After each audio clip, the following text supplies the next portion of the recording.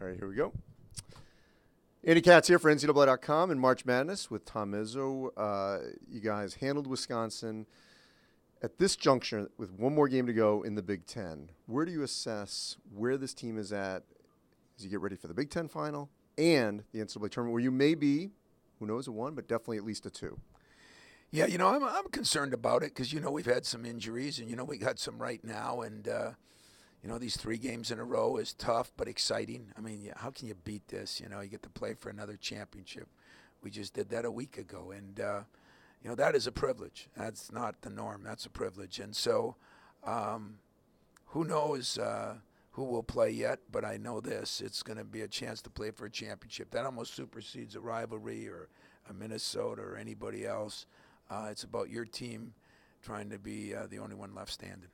To win a championship, an NCAA championship, you need a lead guard, someone that you can rely on. What has Cassius Winston meant to this team in terms of his impact on a game-by-game basis?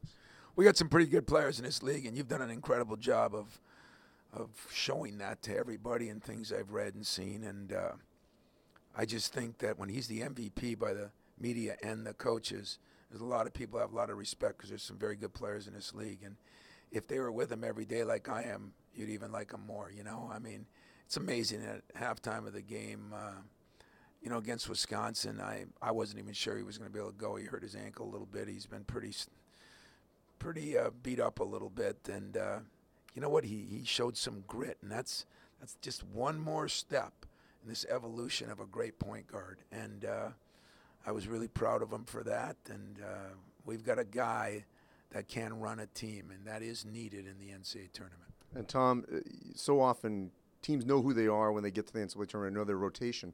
It just feels like you guys can get even better. Foster Lawyer, Aaron Henry. There are players that Nick Ward, that there are players that you're playing a little bit more that still have such a high ceiling even here in March. How much does that benefit you? Well, I think it benefits us, but it also hinders us, because I don't know any more than you know. I don't know. We've got a couple injuries that, I don't know where Kyle Arns will even be. We might have to bring another guy in. The Nick Ward thing, I would like to have played him a little more today, but at the same time, he was in foul trouble today, so that hurt a little bit. But I think another week of practice could really help Nick. He made a couple big plays in the Wisconsin game where he kept the ball alive, kept us possession for like 3 or 4 in a row, and he can score down there. So I'm excited that I think we still have some growth. I'm frustrated with myself because I don't think I've done as good a job of having any continuity in our substitution pattern. Not all my fault, but it is a reality. And Selection Sunday night, what are you going to be looking for the most when you see the bracket?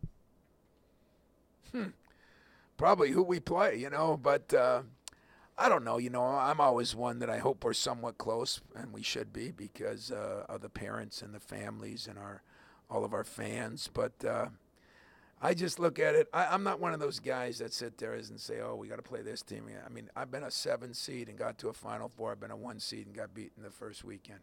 So I'm versatile, I can do it a lot of different ways. My biggest thing is get my players healthy right now. And if we do, I'm going to be excited to play anybody. Thanks, Tom. Thanks, Andy.